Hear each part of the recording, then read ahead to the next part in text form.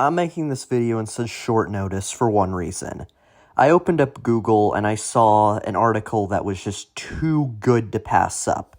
It was about Pagani, and it said something about them making an SUV, which is absolutely insane.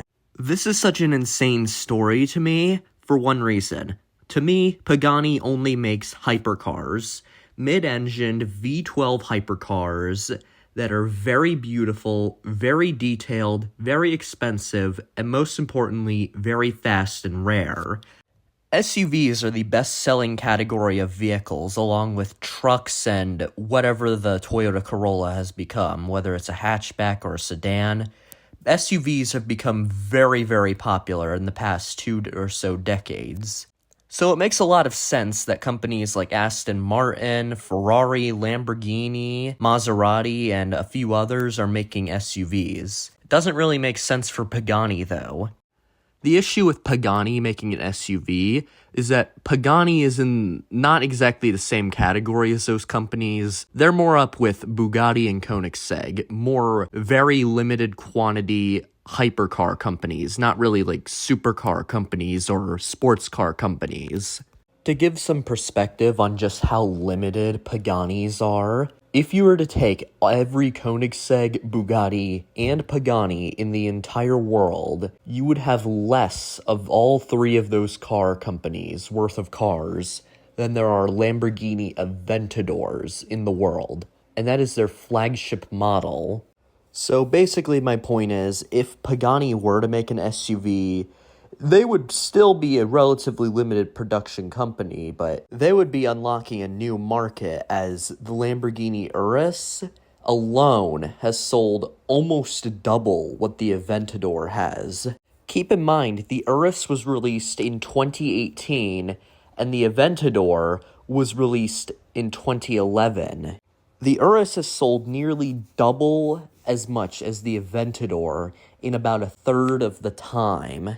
So if Pagani were to make an SUV, I'm just gonna say this, it would probably be their best-selling model. Like, absolutely their best-selling model.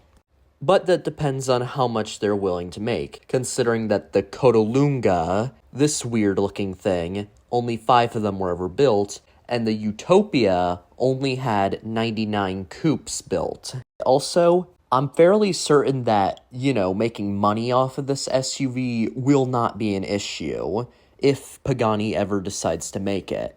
Money would not be an issue because it would clearly sell, as there are tons of examples of car companies going from relatively low sales to ridiculously high, record-breaking sales from one SUV model. Sales-wise, Pagani's SUV would most likely be a very big success. But to the public, success doesn't always mean it's good. For example, the Ford Pinto sold a couple million or something like that, and it was an awful car. A good example is the Lamborghini Urus, which gets a ton of backlash for being an SUV, even though it technically is a Lamborghini. If I were designing the car, I would personally make it a 2-door Grand Tourer type of vehicle instead of an SUV. Ferrari did it slightly better with the Pero Sangue because the thing is, at least the rear doors on that are suicide doors, and I think those are really cool doors. They get some points from me. Then we have vehicles like the Maserati Grecale and Levante. Those are okay. Then you have cars like the Aston Martin DBX, which to many fans is an Aston Martin, even if it is an SUV.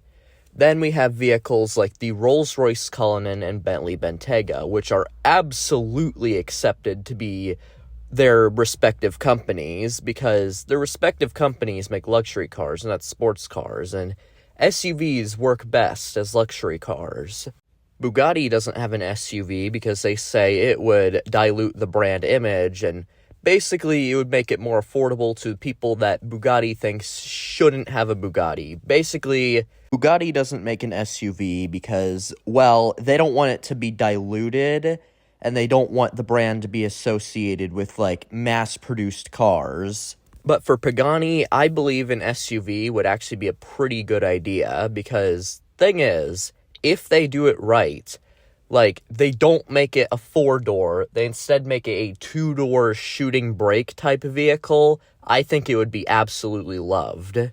If they go with this concept, I think it would be loved. If they went with this concept, I think it would really be loved that well.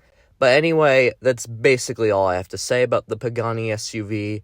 This has been Tim2716, and I'll see you some other time later. Bye.